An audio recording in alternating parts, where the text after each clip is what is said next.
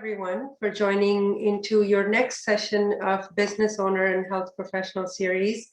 I have my co-host Aman Sangha with me. We're going to be looking at what we do with retained earnings now. So Aman, welcome. And last session you covered what to do. Do I take dividend or salary? Yes, Seema, today is my happy day because I get to be on the asking seat and you are in the hot seat. So I'm really looking forward to it. And just as a recap, we talked about different scenarios. You could be all dividends or you could be salaries or somewhere in between. But either way, we said we will have a subsequent chunk of money accumulated within the corporation. And you had mentioned that there are different ways to address this or take this money out in a tax effective way. There were a few things that you mentioned, but one thing that you specifically honed on when we concluded our last episode was CIRP, or Company Insured Retirement Planning. So I'm hoping the viewers get the sense of what is the best use, or one of the best use of their retained earnings by the end of this session. Yeah, and Aman, I want to say, when we call it Company Insured Retirement Planning, there are many ways of doing it, but today we're going to be addressing corporate-owned life insurance and how that could be effective, not only growing your assets during your lifetime, but also give you best income upon retirement. I am all ears, Seema. Let's get going. Well, so far the story looks very good, right? Because every year we were using the example of a health professional who is earning $650 after expenses, taking out income for himself and leaving himself, or herself, I should be saying, leaving $200,000 in his corporation. So every year, if he leaves or she leaves $200,000, in 5 years, they have $1 million. But remember, corporate tax is very low. Individual tax is very high. So is it not right for me to say that yes, the retained earnings are there, but the cash is now trapped? I think that's very aptly put, Seema. Because as soon as I go in and I want to touch that money, I got to donate 40% to Revenue Canada. I've only paid 10, 12% tax on that money. I have not paid personal income tax on it. Very true. Yeah. Any way you withdraw the money, you have to pay their fair share to CRA.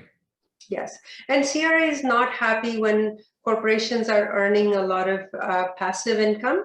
So that's another beast we got to deal with. If we have a lot of savings in our corporation and we're not putting it to use, okay, it's trapped as cash. If we put it to use, what kind of income are we getting from that investment?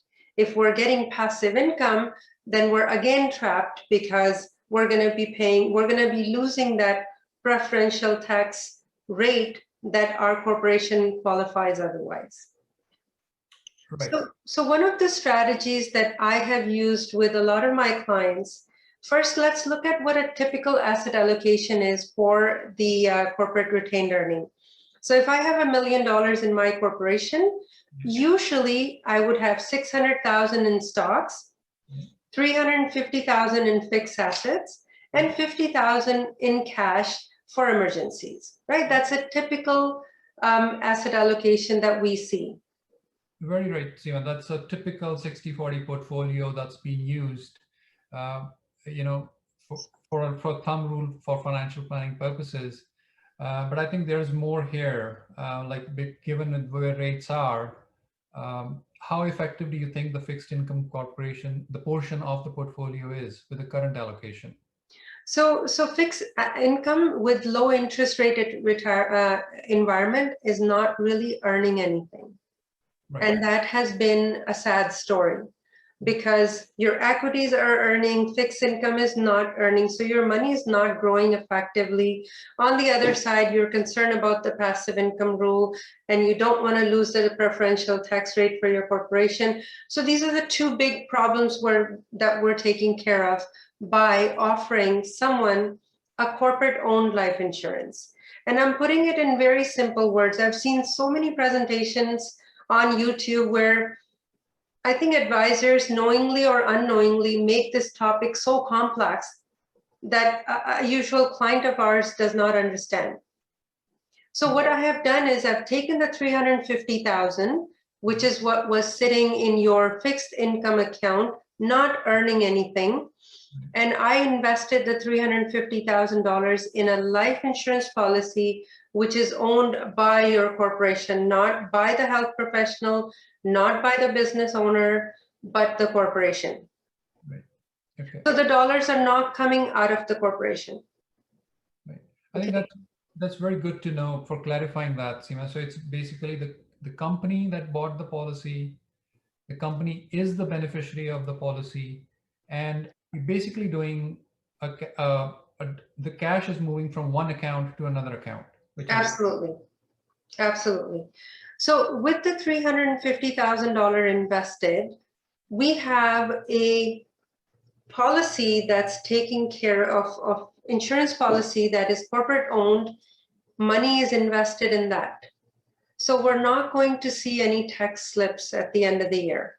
Okay. There are some complex calculations that go behind this policy where CRA kind of stipulates what's going to be the minimum premium, what's going to be the maximum premium, what is the tax sheltered limit.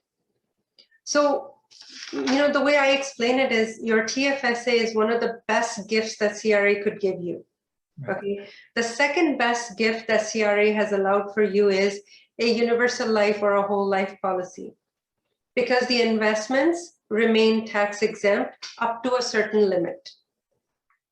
So I invested 350, and just to take care of the cost, I am also investing another 19,000 every year into this tax sheltered policy. Okay. If something happens to the owner of the business or the health professionals, from day one, they have $2 million sitting as death benefit, which is going to flow through a CDA account to the family, away from state taxes, away from deemed disposition. When you talk to an accountant, they are so happy to discuss how a CDA account works and how they flow the non-taxable portion of capital gain or a life insurance policy through that. Got it. But what I'm more excited about, because people are concerned about many different things right now. And as a business owner, a health professional, if something happened to me too soon, I would want my family to be insured and covered. Okay. What if I live long? Because nowadays people are living longer, not necessarily healthier, but they are living longer. Okay. And if that happens, Aman, what I would like you to know is that my money that I invested, 300,000, has now reached in 20 years, $928,000.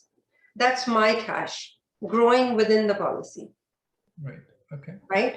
So if I wanted to use this policy as a collateral and maybe take out 200,000 each year while I'm not working, I'm retired, or maybe I'm bridging the gap between age 60 and 65 and I need extra money, I don't want to touch my pensions and RSP, I could do that. So the series of loans that I take out using this policy as a collateral, I'm basically paying an interest rate on that. My policy money is still growing within the corporation.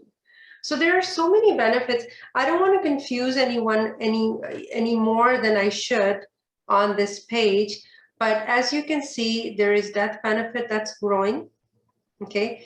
My 350,000 has turned into, if I see age 67, I started this at age 43, I have $1.2 million. Way better than any fixed assets can pay me anywhere. Okay. In terms of access, I do have access to my money, maybe not so much right away, but at the end of sixth year, even I have $416,000 that if I needed to, for any reason, if there was a critical illness or if there was a sickness or injury and I wasn't able to work, I have access to my money.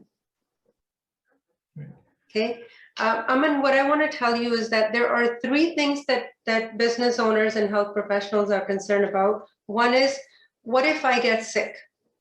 Yeah. what if I have a premature death? Right. And third, which is most popular right now with all the scientific advancement, what if I live too long and I don't have the money to last my life? Okay, by putting the right strategy in place, we're taking care of all of these three situations. So, Seema, I think you've summarized the policy very well. So let's say we cover it in the three scenarios. If the individual were to get sick, they can always borrow money against the policy, and that's what I assume you meant by the cash value. That's an amount or a bank, a collateral with the bank that can be used to borrow money against. Exactly. And then the second part that you touched upon was the death benefit. In case a premature death happens, then obviously the proceeds of the policy will flow to the beneficiaries, which is the corporation.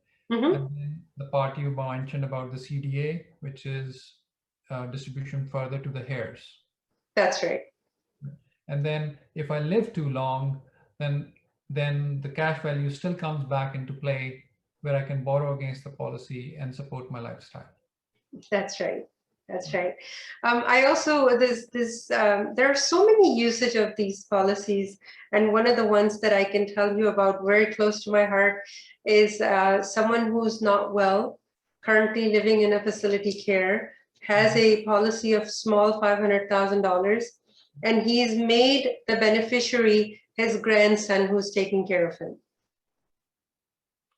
Not their children. Right. You know, he always says, anyone who looks after me, this money is going to go to that person. That person, yeah. So it's a part of charitable program or intergenerational wealth transfer based on who the owner of the policy is. Yes. So Seema, I think, is there anybody who could benefit more from this than others, or any typical people who might, look at this value? So that's a very good question, Aman. And, I want to basically tell you that corporate-owned life insurance policy is not for everybody. I am very saddened when I see a client who's having a hard time meeting their expenses at the end of the month, right, and they're paying $20,000, $30,000, $40,000 into a policy, life policy, whether it's personally owned or corporate owned. It is for the right individual. It is for business owners. It is for health professionals that are at the right stage of their life. So for example, if a doctor is just starting out, they need to look for the cheapest way of insuring themselves, not for a corporate owned policy. Okay. These are the guys that have to wait until they maintain a retained earning of million plus to look at these options. Otherwise, it doesn't make any sense. Don't rush into it. Maybe purchase a term life policy that's corporate owned and wait until you're ready to make that transition. Okay. So just one more thing, which is health. I don't think everybody qualifies for such a policy if they're not at the right age and right health. Right. I think that was my next question. Does anybody with money get it? Like, is that the only criteria? No. So you have to be insurable. You have to be insurable, which means you have to maintain not only a good balanced bank account, but a good healthy lifestyle so that you can be underwritten. Well, these two things kind of contradict themselves. When you're very healthy, that's when you're trying to build your cash. And when the health goes, that's when you have money. Right. So when people connect with me, I always tell them, I go, first thing I want to do is find out what stage of life, what life cycle stage you're at, and then what's right step for you at this time. Very true. Okay. Somebody who is 71 years old, lived their life, has finished their practice now or done great with the business, but the health is not there. There's hardly anything we can do for them. Right. So there is a right time that a professional should be thinking about these policies when not only do they have the earning power, but also good health on their side. Yes. Right. Aman, there's one more thing that I think what you were trying to say is the insurability, but also the right state of mind. because for some individuals, life insurance is a taboo and they don't understand everything about it. So don't buy anything that you're not sold on, you don't agree with, and something that is unknown to you. Get familiarized first. I would invite everybody to maybe take a look at it and just ask us, is this good for us? Is this the right time? Should we be doing it? If we did it, what's the benefit? I think that's the right approach. Right. I think the right approach is to call Seema Sharma.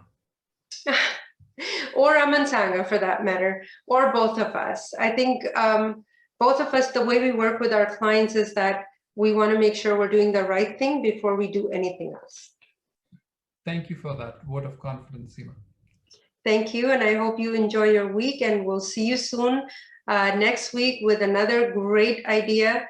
I want to make sure I cover as many topics as possible and to benefit my clients that are health professionals and business owners. So continue watching and please keep sending your suggestions and comments. And if you like this video, please share with your friends and families.